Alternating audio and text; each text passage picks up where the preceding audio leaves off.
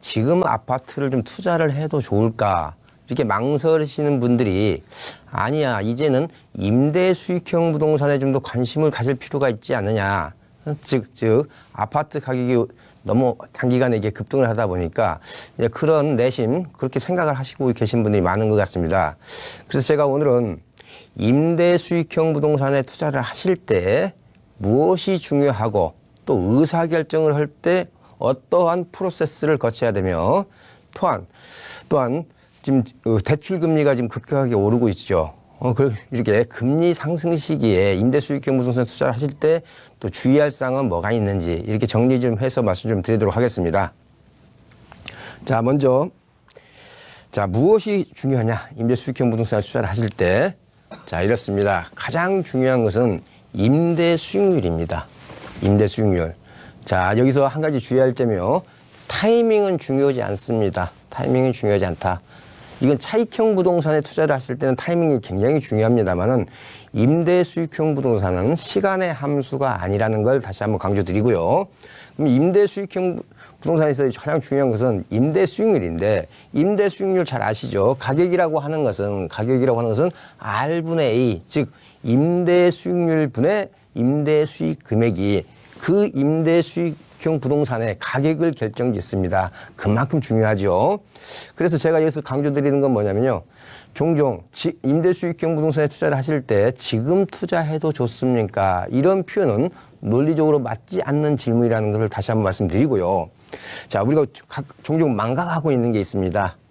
임대 수익형 부동산에 투자를 하시면서 한두 동짜리 아파트가 좋느냐, 그렇지 않으면은 대단지 아파트가 좋느냐, 이런 관점을 보실 때 매매 가격 차이는 심하지만은 임대료 차이는 큰 차이가 없습니다. 따라서 오히려 소규모 아파트가 임대 수익형 부동산으로서는 더 적합할 수 있다는 점도 우리가 놓치면 안 되겠고요. 그다음에 예를 들어서 이렇습니다. 오피스텔 같은 경우도 일군 건설사가 지은 오피스텔이 좋느냐, 좀 이름 없는 3군 건설 회사가 지은 오피스텔이 좋느냐, 이 부분도 따져봐야죠. 왜 그러냐. 가격 차이가 심할 수밖에 없죠. 그렇지만은 임대료 차이는 큰 차이가 없다는 점입니다. 그렇기 때문에 너무 우리가 대단지 아파트라든지요, 좀 브랜드가 있는 시공사만 쫓아서 임대 수익형 부동산에 투자하시는 패턴은 잘못된 결과를 초래할 수도 있다는 것도 우리가 참고로 알아둘 필요가 있겠습니다. 그래서 무엇이 중요하냐? 첫 번째는 임대 수익률이 중요하다는 거 말씀드리고요. 두 번째는 입지입니다. 두 번째는 입지예요.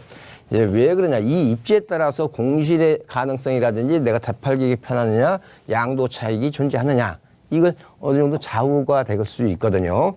그래서 임대 수익형 부동산 투자를 할 때는 임대 수익률과 입지가 중요하다는 점을 다시 한번 제가 강조해서 말씀드리고요.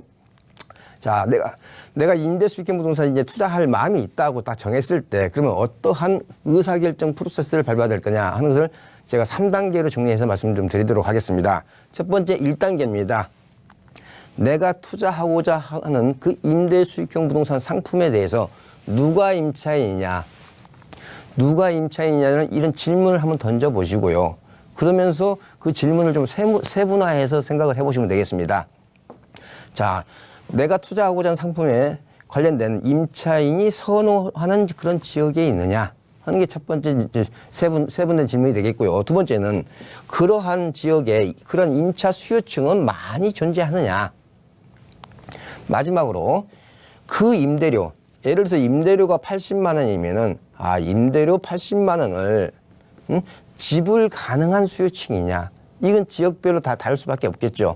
그렇기 때문에 그 임대료 지불 가능한 수요층인가. 그래서 첫 번째 단계로서는 누가 임차인인가. 그러면서 지금 세분해서 임차인이 선호하는 지역에 있느냐, 그런 임차인의 수요층은 많이 살고 있느냐, 또한 그 임대료 수준이 지불 가능한 수요층이냐, 이렇게 세분해서 좀 볼 필요가 있겠고요.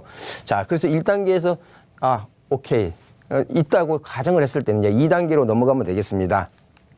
2단계로 넘어가서는 내가 보유하고 있는 기간 동안에 충분하게 경쟁력을 유지할 건가, 경쟁력 유지가 가능한가. 또 이제 이 부분도 좀 세분해서 좀 질문을 나눠보면 되겠어요. 첫 번째는 경쟁 상품. 경쟁 상품의 진입 장벽이 높은 곳인가? 그렇지 않고 거꾸로 경쟁 상품이 언제든지 추가 진입이 가능하다면은 내 건물이 노후됐을 때는 경쟁력을 잃게 되겠죠. 그렇기 때문에 경쟁 상품의 진입 장벽이 높은가 이 부분을 좀 질문을 던져볼 필요가 있겠고요. 그렇기 때문에 대체 부지가 많다든지 이런 지역들은 상대적으로 경쟁 유지가 힘들겠죠. 자, 그다음에 내 상품과 연관된 인구 유입이 꾸준하게 일어날 수 있는 지역인가 이걸 좀 질문을 던져보시고요. 그다음에 마지막으로는 건물이 노후됐을 때 재생 사업 즉 재개발이 됐건 리모델링이 됐건 그런 재생 사업이 가능한가? 특히 임대 수익형 부동산으로서 다가구 주택이나 상가 주택을 살 때는 굉장히 중요한 포인트가 되겠습니다. 자, 그렇기 때문에 내가 건물이 노후됐을 때 재생 사업이 가능한가? 이 부분도 경쟁력 유지에 있어서 큰 비중을 차지한다는 걸 잊지 마시고요. 자, 3단계 마지막입니다. 마지막은 내가 팔고 싶을 때 잘 팔릴 건가 이런 질문을 던져보는 거죠. 자, 그랬을 때 특히 제가 아까 임대 수익률이 가격을 결정짓는다고 했기 때문에 임대료 하락은 없는가? 임대료 하락이 없다는 얘기는요.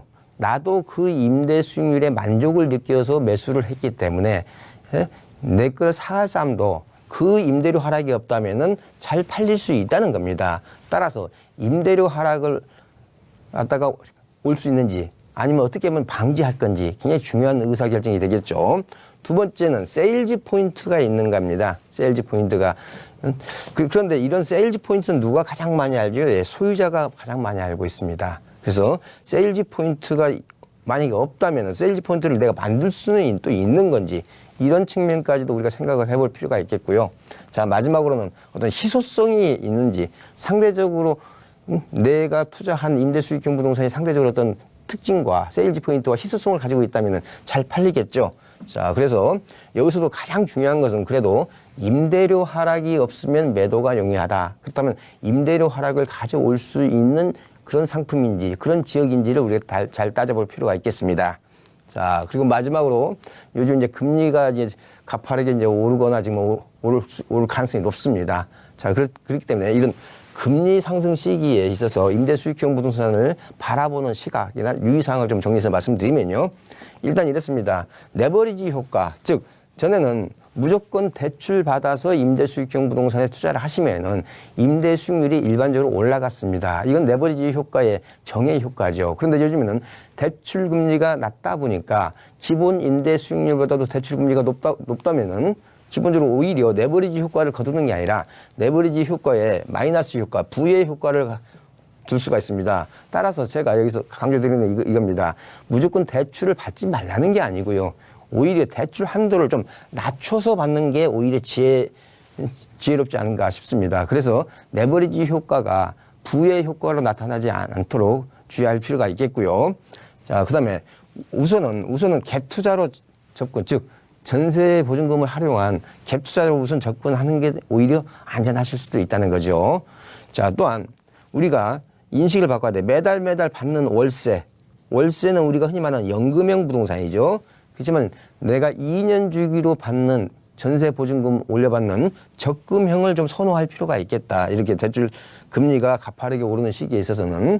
자, 마지막으로는 자, 요즘에 DSR이다 뭐 신 DTI다 해서 대출 규제가 굉장히 심하면서 대출 건수나 대출 한도도 대폭 축소가 됐습니다. 따라서 만약에 내가 다른 좋은 투자 상품의 대안이 있을 때를 대비해서 가능한 대출 건수와 대출 한도를 좀 아껴두는 지혜도 필요합니다. 왜냐, 내가 대출 건수나 대출 한도를 다 소진했다면 정말 좋은 기회가 나한테 왔을 때 그 기회는 나한테 무용지물이 될 수 있기 때문에 자, 그래서 제가 이렇게 금리 상승 시기에 레버리지의 부의 효과가 나올 수 있기 때문에 대출 한도를 좀 낮춰서 받으시라.